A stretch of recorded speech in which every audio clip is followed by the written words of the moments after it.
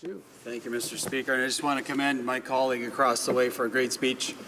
And we have a lot in common on the other side. As co-chair of the Parliamentary Outdoor Caucus, I share that role with a fellow Liberal from Newfoundland and Labrador. So sometimes these issues cross party lines, and we're supportive of each other across the aisle even as well. And I just want to commend him again for that particular speech. I have three concerns with this particular bill, Mr. Speaker. It potentially criminalizes traditional practices of hunting, trapping, angling and fishing and farming. Two, it changes the definition of animals from property to people.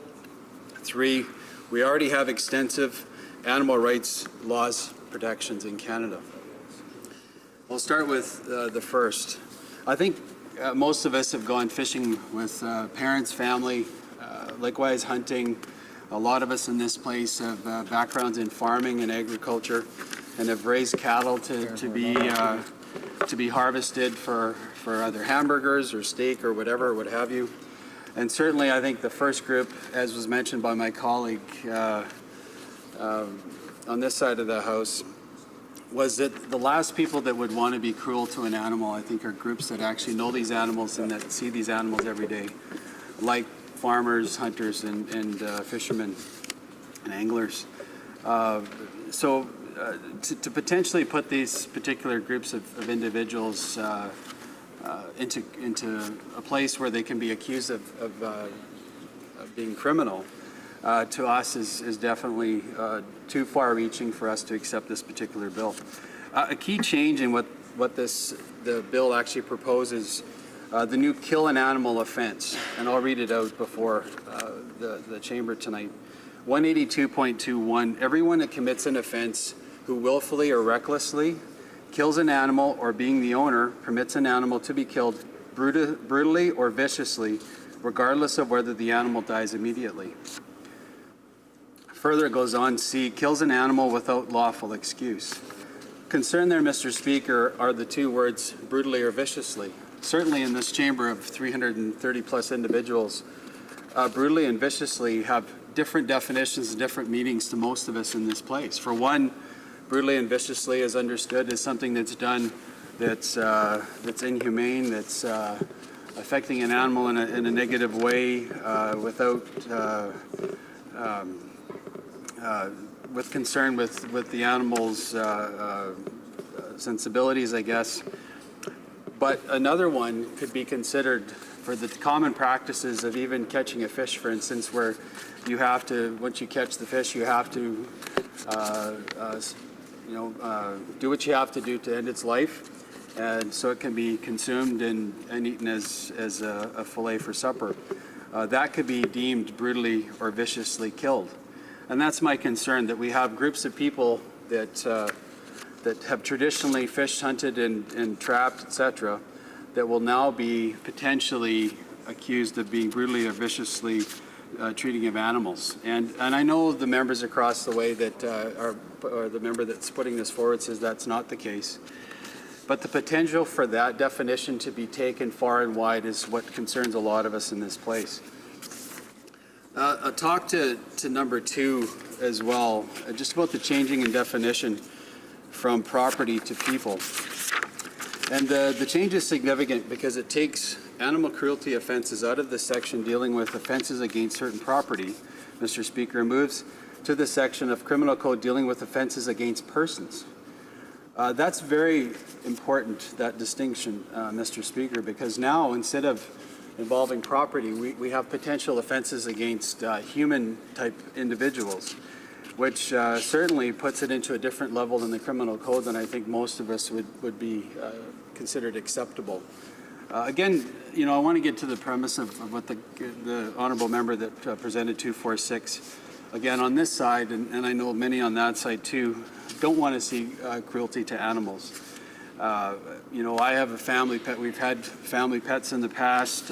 We cherish them as members of our family, but to hold them as an equitable member of that family to the human beings in our family is too far in my mind. And I agree with my colleague as well that said that earlier. Lastly, we already have extensive legislation that deals with animal cruelty in Canada. And so to say that we need more legislation to make sure that this doesn't happen is just not necessary. And I thought it was interesting. I think one of the members that said they're going to support this particular case had talked about a certain case of animal cruelty where certain animals, or I think there were dogs, I believe that the member said, were abused. They were emaciated. They were down to, a fraction of what their healthy weight should be. But they were acknowledged as being abused, and they were dealt with in the system. The owner was charged, and the court case went before the courts. Well, there's an example, Mr. Speaker, of the current laws in this place working, and it already is functional. It already functions well to already deal with animal abuses and cruelty. We don't need more laws on the books, Mr. Speaker, to go even further. I'll go into just a bit more about what our current laws are, because I think people out there that are watching us tonight may not know, may think that we need laws, but I'm going to state the laws that we actually do have, part of it. And the offenses, it's in Part 11 of the Criminal Code, titled Willful and Forbidden Acts in Respect to Certain Property. These are current laws on the books, Mr. Speaker. Section 445.1 states, everyone who commits an offense, A, willfully causes or being the owner willfully permits to be caused unnecessary pain, suffering, and injury to an animal or bird. Well, that's fairly comprehensive, Mr. Speaker, in dealing with animal abuse, in my mind. Other subsections are more specific. Sections 445 prohibits willfully and without lawful excuse, kills, maims, wounds, poisons, injures domestic dogs, birds, and animals. Section 446, causing damage or injury.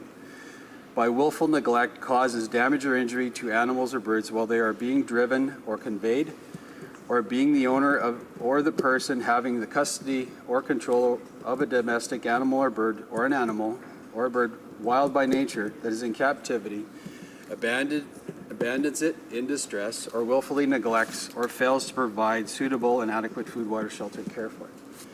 And I think, those are just a few parts of the laws that are already on the books that deal with animal cruelty. Although I applaud the member, I'll talk about this too, about shark finning.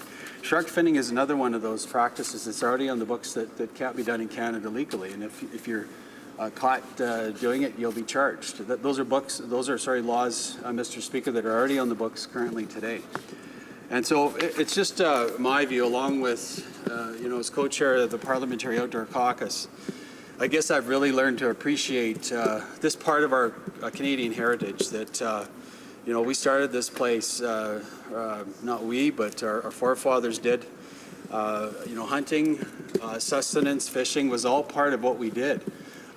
Farming as well, it was all part of our tradition, not just that, but it was necessary for survival. So to now come in with legislation that potentially criminalizes that historic activity unnecessarily, to us is an overreach. And again, I've gotten to know a lot of these folks that would be captured up in this type of legislation, myself included would be, because I fish and hunt. But I guess I've gotten to know this community quite well, and you can't ask for a bigger group that wants to help conservation. The conservation issues in Canada, proceed is this group. Ducks Unlimited's a group, many other groups that are supportive of conservation and do tireless work to see that animals are treated healthy, that they have places to grow and prosper, and to affect this group of really good folks that are well-meaning with possible charges of criminal activity, again, is more than we want to go. And again, I applaud the member for his intention. I know, again, like I said, my family appreciates our pets. We have an English bulldog. We lost our dog a year ago that died, and it was impactful to our family, I must say. But so we care about animals too, but we just think that 246 is too far. And Mr. Speaker, likewise, I'll be standing with my colleague on the Liberal side from Newfoundland and Labrador, my co-chair in the Parliamentary Outdoor Caucus, and we'll both be opposing this particular bill. Thank you.